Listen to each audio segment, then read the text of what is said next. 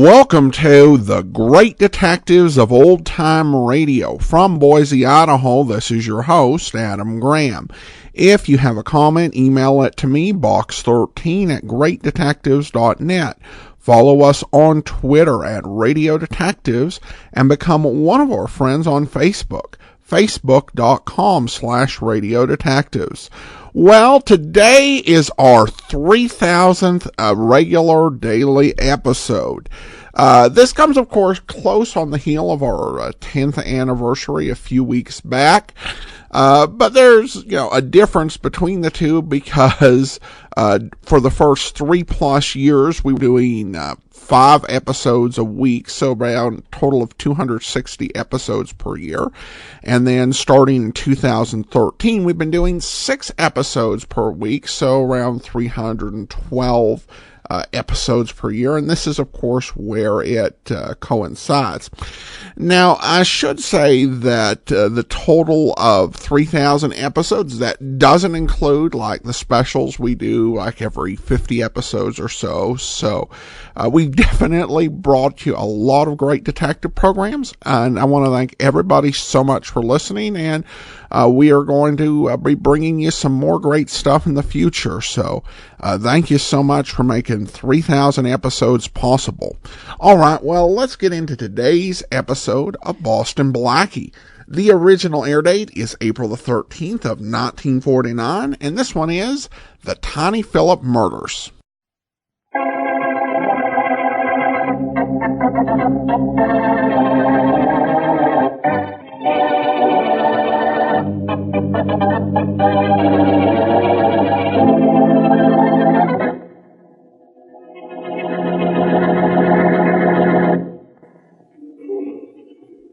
Cora, my pet? Yes, Philip? Are you sure that this is the right jewelry store? Of course it is. You see the sign on the window? Yes, I do.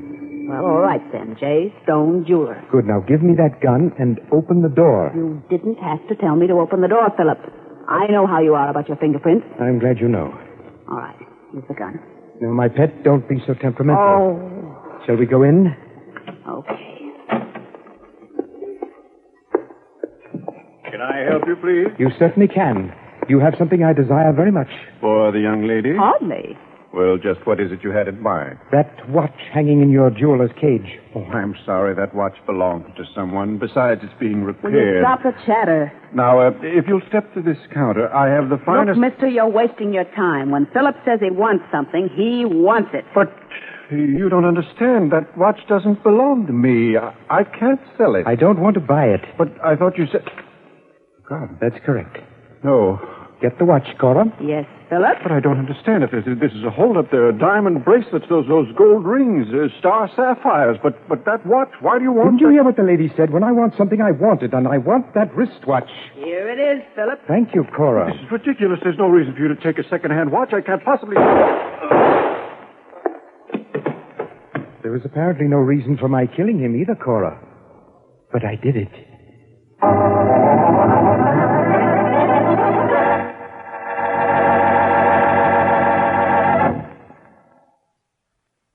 And now on to Dick Calmer as Boston Blackie. Enemy to those who make him an enemy. Friend to those who have no friend.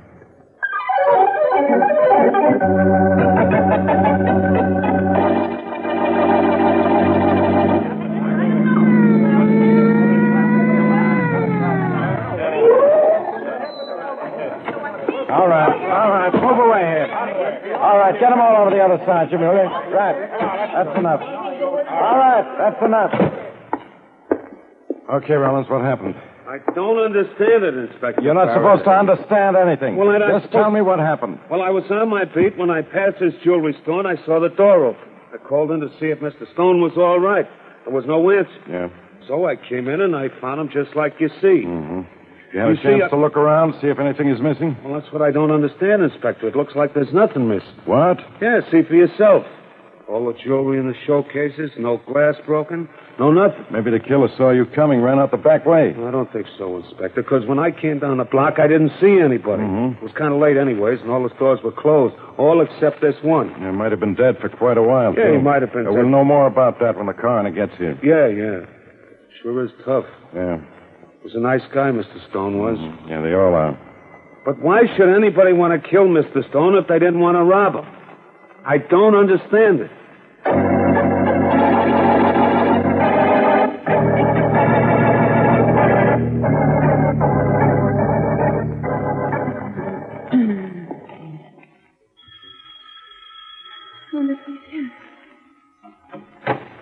Yes? Oh. Hello? Hello. What are you doing here? This is Boston Blackie's apartment. Yes, it is, and you're Mary Wesley. Yeah, that's right. But who are you? Well, come on in. Well, thank you. Don't you recognize me? Oh, no, I don't. What are you doing in Blackie's apartment? Don't you know me, Mary? I'm Christine Nelson. Christine who? Nelson. Nelson. Don't you recognize an old classmate, or has it been too long? It must be, because I don't remember you. We graduated high school in the same class. We were the same size, and we stood next to each other. I don't understand this. Suppose we did graduate together. What are you doing in Blackie's apartment? Well, you see... Frankly, no. All right, I'll tell you. I won a dance contest at home last month, so I decided to come to the city and try to get into show business. Oh? Knowing that you had moved here, I thought I'd look you up and you could probably give me some leads. Oh, well, all right, Christine, but I don't live here. I know that. Oh, you do? But when I called your hotel a little while ago, they gave me the message that you were on your way over here. Mm-hmm. So I came over, and when I found the door open, I just walked in. Oh, I did leave that message. And Blackie always leaves his door open. Oh, he does he? Well, it says it saves him from having to buy new locks whenever somebody breaks his way in here. I understand. Oh, that's good. Look, Mary, I just wanted to see you so that we could make a date for lunch sometime this week. All right, if you like. I do like. How about tomorrow at 1? Fine. I'm staying at the Chester Arms on the name of Cora Neal. Cora Neal? That's my stage name. Oh, See you tomorrow. Right. I'm going to wait here for Blackie. Bye.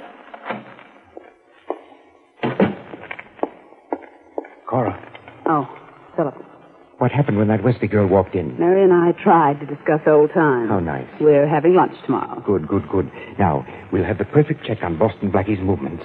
You know, Philip, I was disappointed in Mary. Never mind that. What? What about Boston Blackie's gun? I have it in my bag. Good. You saw Blackie leave his watch at a jeweler's. I killed that jeweler. You stole a gun, and we're about to get even with Boston Blackie.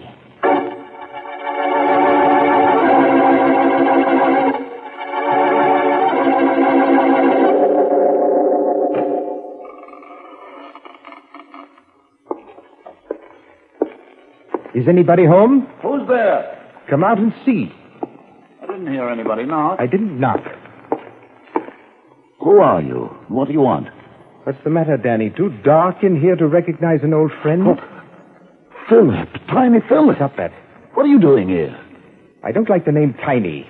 It's no way to welcome back an old pal. 3 years ago, you and I were quite chummy. Yeah. We pulled a stick up together. And we almost went to jail together. Yeah. Only they found my gun and my wristwatch at the scene of the crime. And Boston Blackie traced the watch to me. Well, He never suspected you. Never. And I didn't do any talking. Oh, thanks for not squealing. But I did plenty of thinking, Danny. Had 3 years for thinking. Yeah? Yes, wondering how it was my watch and my gun should be found at the stick-up. You must have dropped them in the getaway.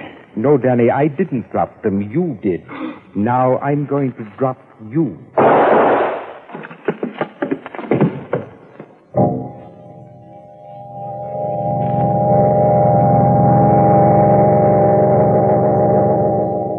And Blackie, then she says something about graduating in the same class. Go on. And standing next to me because we were the same height. I'll be darned. Well, we are about the same height, about 5'6", but Blackie, I still don't remember her. Well, Mary, maybe she came here to steal something. I looked the place over, but I don't think there's anything missing. Oh, come on. Let's give it a thorough check. Well, okay, I'll look around. I'll get it. Maybe it's your friend Oh. Christine again. Oh, no.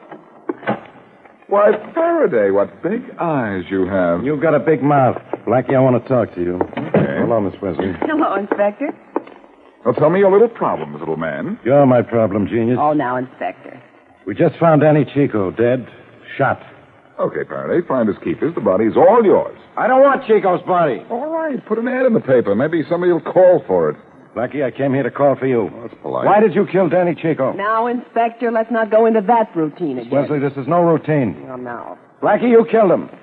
Okay, how did I do it? Nothing like knowing all the details, is there, Mary? Of course not. Blackie, we found your gun and your wristwatch next to Chico's body in his apartment. You're kidding. Am I? What time is it, Blackie? No, don't look at the clock. Where's your wristwatch?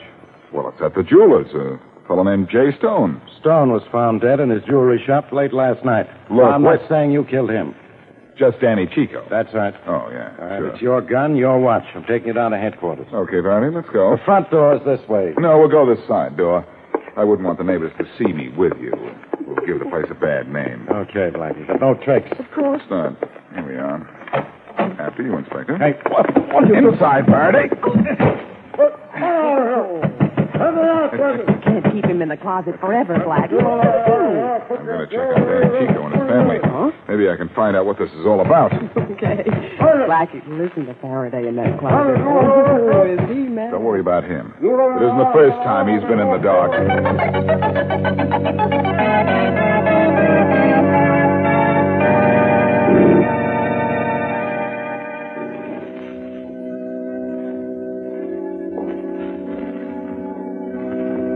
Can I have Danny Chico. in the main chapel, straight ahead? Mrs. Chico is there. Thank you.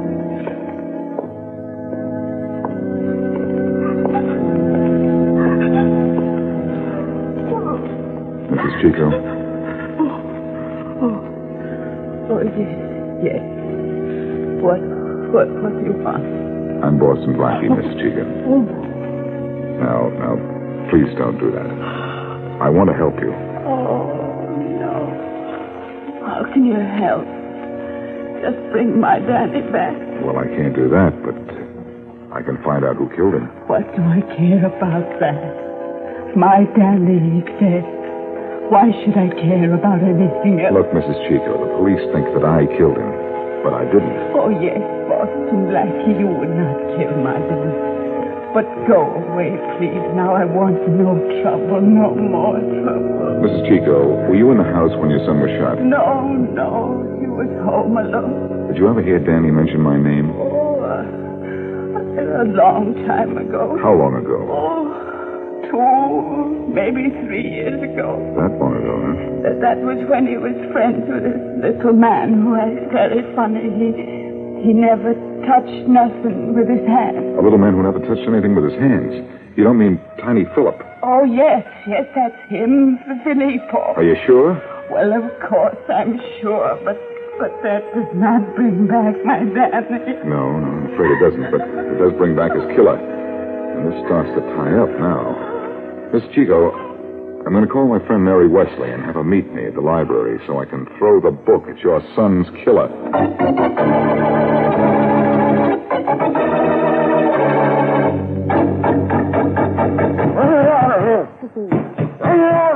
All right, Inspector, just a minute. I ought to arrest you for aiding a prisoner to escape. Why, Inspector, I didn't know Blackie was a prisoner. Now, look, Miss Wesley, when you see Blackie, which will probably be soon, tell him I won't forget it, and he won't get away. True.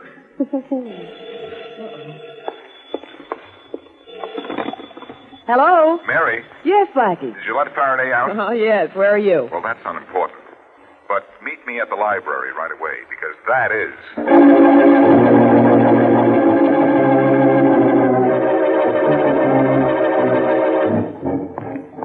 Blackie? Mary, did anybody follow you here to the library? No. I let Faraday out of the closet right after you left. And he left. Now, we left down. I'll tell you about it. Okay.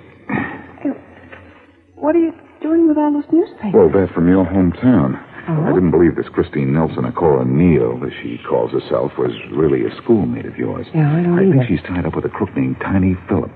I think that I helped send this guy to jail about 3 years ago. Oh, really? Now, she stole my gun when she was in my apartment. Well, why are you looking through those papers? You said Cora won a dance contest a month ago. That's what you told Here's me. the story in your hometown paper and a picture. You see here? Oh. Christine Nelson wins first prize in a local talent contest. And here's a picture right over here near the article. Blackie. This can't be the... Yeah, Yeah, this can't be the same Christine Nelson or Cora Neal who was in my apartment. Blackie, it is. It is? This picture's an old one.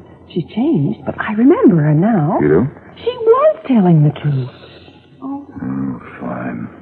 I had this figured so well. I'm framed for a murder, and this picture guarantees the frame.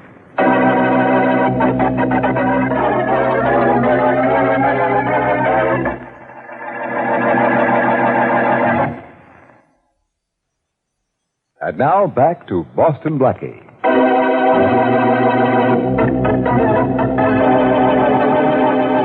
Boston Blackie's wristwatch and gun are found near the dead body of Danny Chico, and Inspector Faraday accuses Blackie of the murder. Blackie escapes from Faraday and learns from Chico's mother that Danny knew a crook by the name of Tiny Phillip, whom Blackie helped send to jail about 3 years ago. Sensing a connection between Phillip and Christine Nelson, a girl who claims to be a hometown friend of Mary Wesley and whom Blackie believes to be an imposter, Blackie and Mary check the newspaper files in the library, but find a photograph which proves the girl did go to school with Mary. As we return to our story, Inspector Faraday is screaming over the telephone. Rollins, you heard what I said. But, Inspector... I've got everybody on the force looking for him. Patrol cars, boys on the beat. Nobody can find Boston Blackie. I know, I want you to find him. That's all. Do you hear me? Faraday, are you looking for me, perchance? Blackie. I'll call you later, Rollins. Okay, sir. Well, it's a good thing you decided to give yourself up, Blackie. I would have picked you up in an hour. Oh, sure. Faraday, you couldn't pick up a bag full of feathers. A small bag. You think you're pretty smart, don't you, locking me in the closet? For that alone, I'll lock you up. And let the real killer get away? Faraday, Danny Chico is found dead with my watch and my gun lying next to him. What? Does that setup sound familiar? Sure. It's being done every day in the week. Now, look, Blackie. Faraday, remember the Acme payroll robbery? About 3 years ago? Yeah. The watchman was found unconscious, and next to him were found a gun and a wristwatch. And we traced the wristwatch to Tiny Phillip. Uh-huh. His lawyer trying to prove Tiny didn't do the job because we found no fingerprints, there were no witnesses. That's right. Yeah, Echo. Tiny is a bug on leaving his prints anywhere, but I got the jeweler who sold him the watch to identify him, right? If I remember correctly, he got 3 years for the job. And he promised to get even with you when he got out. Well, I'm glad you remember that. All right. Because Tiny Phillip is Danny Chico's murderer. Yeah, tell me more. Tiny Phillip must have killed Jay Stone, the jeweler, to get my watch, the same watch he planted near Danny's body. Mastermind. How did he get your gun? He crawled through the keyhole into your apartment? Well, he's small enough to do it. Yeah, especially his head. No, I don't think he got my gun. But I have a pretty good idea who did. A girl named Christine Nelson, or Cora Neal. A dancer. She was a school friend of Mary's. So? So, there's no real evidence to connect either her or Phillip to any killing at the moment. Yeah, look, now. But if you'll leave me alone for a couple of hours, I'll tab this Tiny Phillip and his dancing girlfriend in jig time.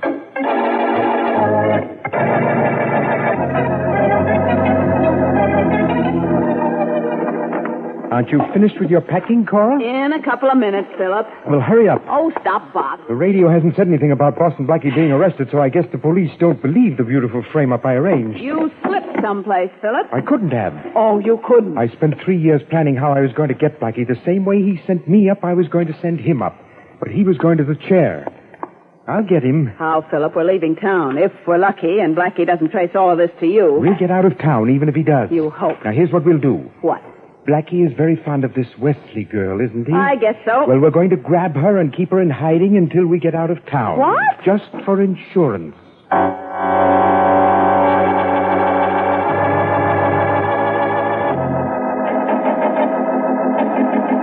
Go ahead. Go ahead. Not Cora. Oh, who are you telling? Who is it? Well, answer her. It's Cora. I mean Christine. Oh, wait a minute. Are you alone, Mary? Well, yeah, I thought I was going to pick you up for lunch.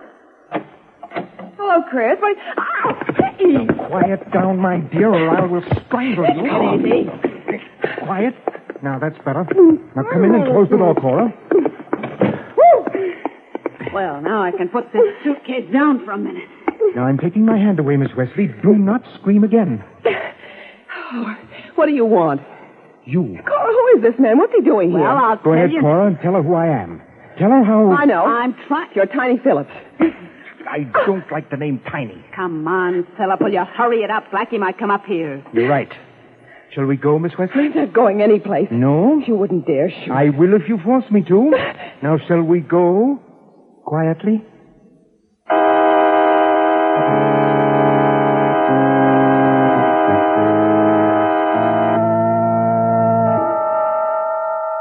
Miss Wesley? What? Before we leave this elevator, put your arm through mine. No. Come now. I don't want to. This gun should dissuade you from trying anything foolish. Oh, make him stop, please. Too late for that, Mary. Do as he says. And quickly. No, your arm through mine. Do as he says. That's better. Now, I'm going to put my hand carrying this gun into your coat pocket, and I'll be aiming that gun right at you. First floor, Philip. All right, Cora. Come, Miss Wesley. I'm coming. I know that you and your doorman outside are very friendly. If you in any way try to signal him, I will shoot immediately. Is that understood? Yes. The doorman is busy getting a cab for somebody else. We will get our own. I'll take care. Oh, there. Just a minute there, Miss Wesley. I'll get you a cab. It's all right, my good man. We'll get our own. There's one now. Taxi? Taxi. All right, Miss Wesley, let's go.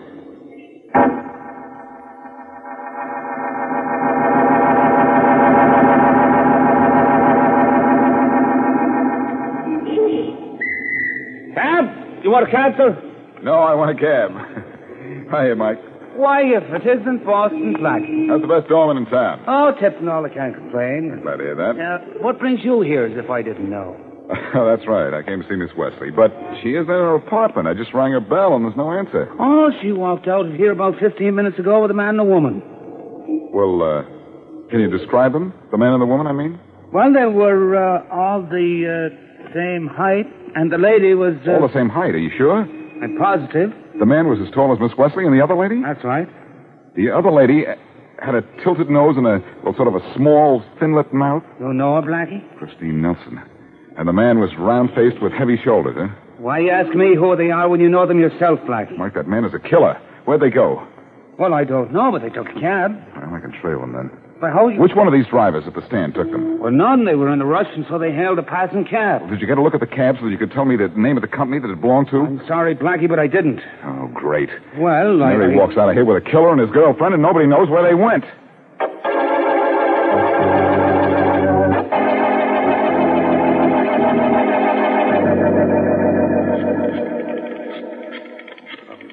This is one time I wish I didn't have to dial. Homicide, Inspector Faraday. Faraday, I've got news for you. I can read the papers for that. Have you found Philip? Nobody's in town. How do you know? Did he come up and say hello to you? Very funny. Yeah, I'm glad one of us is laughing. What happened? Philip and his girlfriend took Mary out of her apartment. What? That's what I said. Blackie, I knew I should have put you in a cell when I had you. Relax. I think I know how I can trace them. Yeah, trace But just in case I don't, I want you to send out an alarm for them. Now, what are you going to do, mastermind? I'm going after Tiny Philip. He's a little man, and, brother, he's had a busy day.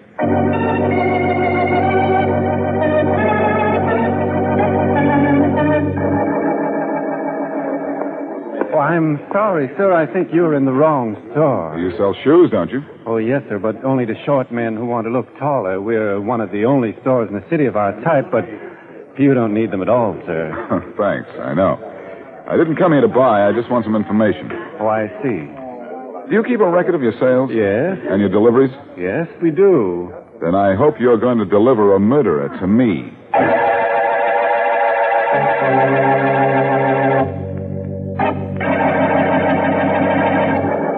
Philip, how much longer do we have to sit here? Just another 20 minutes. What for? Well, it's better waiting here at my place than at the station where we might be seen by the police or Boston Blackie. Oh, well, thank heaven it's only 20 minutes.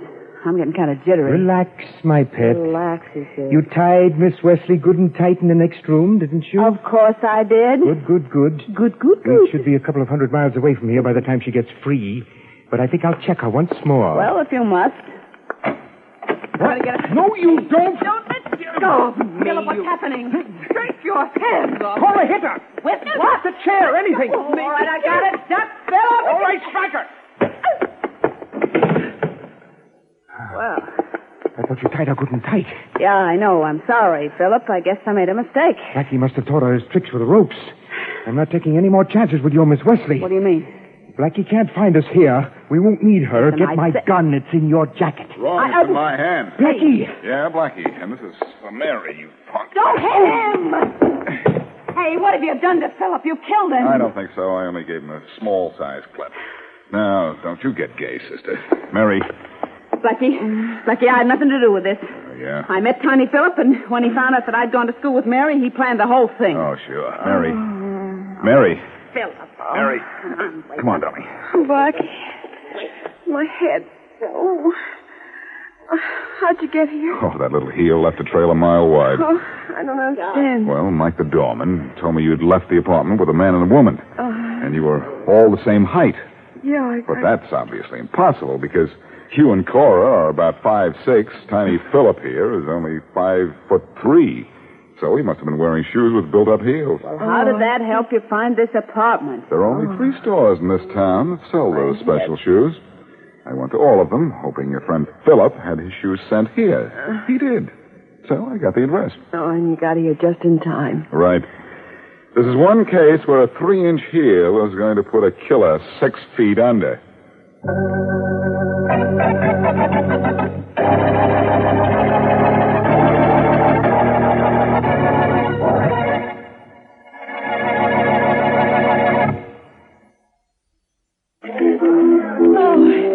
Blackie, every time the carnival comes to town, I feel like a kid again. I've noticed that. Look, here's Madame Zena's place. Let's get our fortunes told. Oh, you don't really believe in that hokum, Mary. Well, no, but it should be fun. Welcome back. I have to admit that Faraday getting thrown in the closet rather than knowing that it was the closet is kind of weak. I mean, because Faraday has tried to arrest Blackie so many times. He's been in that apartment. He's been shoved into various places when trying to get Blackie. So, yeah, he should know every entrance and exit to that apartment just as a matter of memory. Blackie's approach of leaving the apartment unlocked just to not have to deal with replacing the locks, I can kind of understand how he'd feel that way, just because it's kind of like, yeah, he has these adventures every week and people are just coming after him and he foils their plan regardless. And it's not like a lock's going to stop most of the criminal class. So yeah, just go ahead and have at it. But, I don't necessarily like the idea of making it too easy on the criminals to get in and get at you, because then you're just kind of giving them an incentive. But then again, I don't have to pay Blackie's locksmith bill. We have a comment from Akumano regarding those champagne velvet ads, which we didn't actually have this week, but he writes, I think I finally figured out a possible theory for why the champagne velvet commercial is so annoying.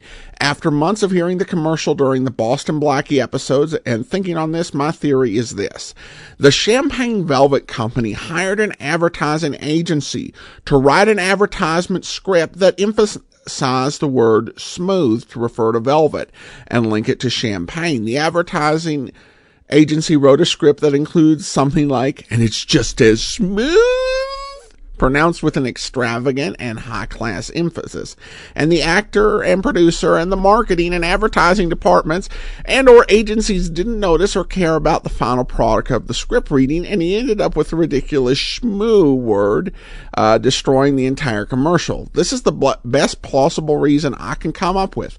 I would love to know if any of the history of Champagne Velvet Company still exists to prove or disprove this. It is extremely interesting. A good question.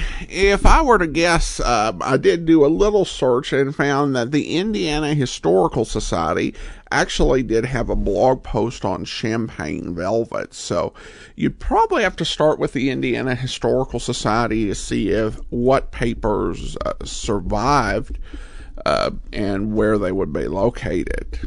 Thanks so much for the comment. And I do want to go ahead and also thank our Patreon supporter of the day as we celebrate 3,000 episodes. Thank you to Lisa. Lisa has been one of our Patreon supporters since April 2016. Thank you so much for your support, Lisa. And join us back here tomorrow for yours truly, Johnny Dollar. And then we will be back again next Thursday, another episode of Boston Blackie. In the meantime, send your comments to box13@greatdetectives.net. Follow us on Twitter at Radio Detectives. And become one of our friends on Facebook, facebook.com/Radio Detectives. From Boise, Idaho, this is your host, Adam Graham, signing off.